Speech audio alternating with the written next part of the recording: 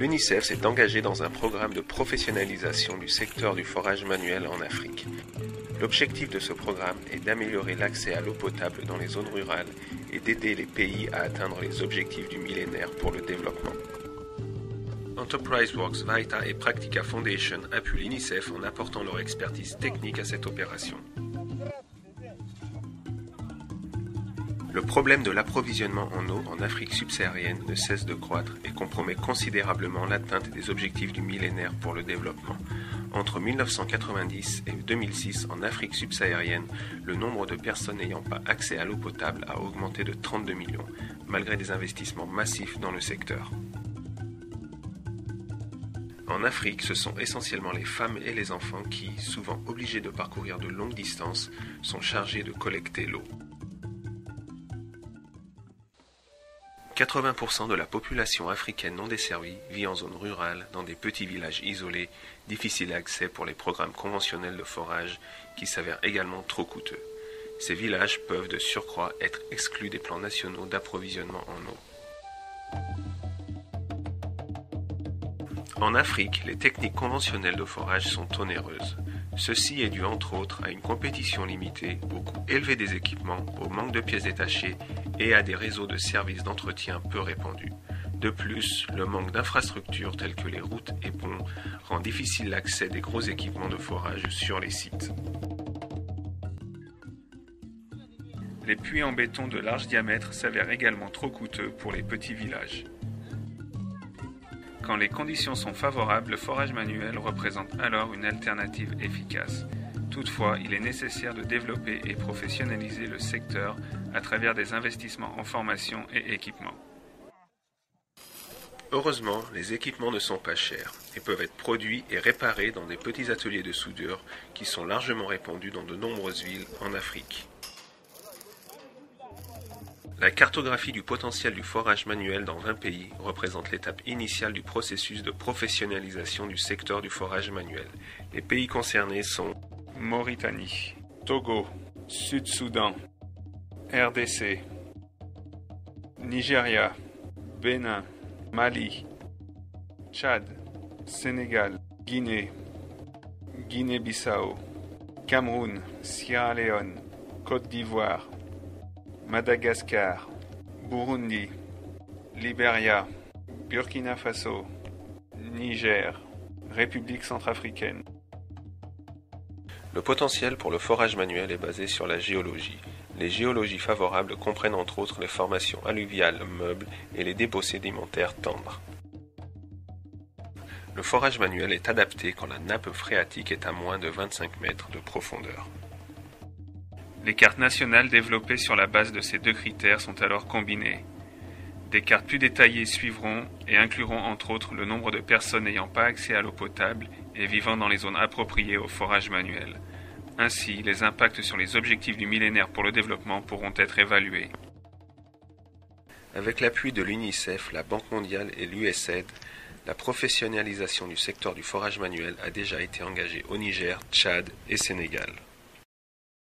Dans la situation actuelle, le Fonds des Nations Unies pour l'enfance, UNICEF, considère que la technologie des forages manuels ou forages à faible coût constitue une priorité de taille pour atteindre les objectifs du millénaire pour le développement. Pourquoi? Parce qu'au Niger, le taux d'accès à l'eau et à l'assainissement est quand même assez faible. Et pour augmenter ce taux, il faut aller au niveau des communautés où le potentiel existe et où on peut faire des ouvrages à faible coût pour des communautés de l'ordre de 250 habitants. Le forage à faible, c'est une bonne méthode.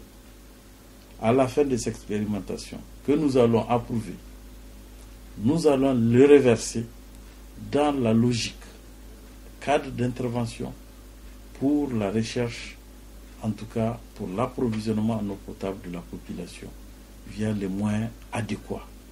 Selon les échelles, nous pensons que cette méthode, c'est une méthode à vulgariser, non pas seulement au Niger, mais dans tous les pays du monde où les besoins se sera senti, en tout cas pour une meilleure approche d'approvisionnement en eau potable de la population. Dans le cadre des travaux hydrauliques villageoises, le ministère a initié la réalisation de forages à faible coût depuis les années 2005. Ces forages ont été réalisés à titre expérimental. Bon, ces petites communautés, pour pouvoir bénéficier des ouvrages hydrauliques à caractère moderne, il faut donc utiliser les forages à faible coût. Les forages à faible coût sont donc équipés de pompes à cordes. Cette technologie, quand elle est venue chez nous, nous avons un peu hésité avant de la mettre en valeur. Mais maintenant, nous sommes vraiment rassurants de cette technologie. Il existe beaucoup même de demandes des villageois qui veulent que nous continuions sa mise en œuvre. À cet effet, nous vous demandons, vous aussi, de faire l'expérience de cette technologie. Que ce soit au Niger, que ce soit partout en Afrique ou dans le monde. Le Niger teste une combinaison de pompes à cordes avec les forages manuels dans les petites communautés. Toutefois, tous les types de pompes peuvent être utilisés avec ce type de forage. Une fois achevés, les forages réalisés manuellement sont parfaitement identiques à ceux forés mécaniquement. Créer une filière professionnelle nationale du forage manuel exige le renforcement des capacités locales, ce qui peut prendre de 3 à 5 ans. Cela débute avec le développement de cartes détaillées qui déterminent l'impact potentiel du forage manuel sur les communautés rurales non desservies. Souvent, les zones appropriées sont les zones habitées, car historiquement, les communautés ont eu recours à des méthodes traditionnelles pour exploiter ces nappes peu profondes. L'appui des gouvernements est primordial pour le développement du forage manuel.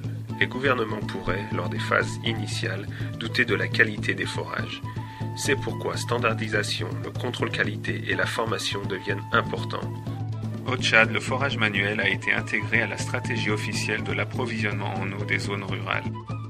La sélection des entrepreneurs à former à devenir des professionnels du forage manuel doit être réalisée avec soin. Ils doivent être des entrepreneurs bien établis, avec un intérêt réel pour le secteur et comprenant l'importance de fournir des services de qualité professionnelle. Parallèlement aux formations pour les entreprises de forage, il est essentiel de former des bureaux de contrôle de la qualité. Le secteur professionnel du forage manuel doit refléter les normes établies par le secteur du forage mécanique. C'est un processus de renforcement des compétences. L'objectif n'est pas simplement de construire des forages, mais de développer des compétences locales pour l'exécution de forages à faible coût.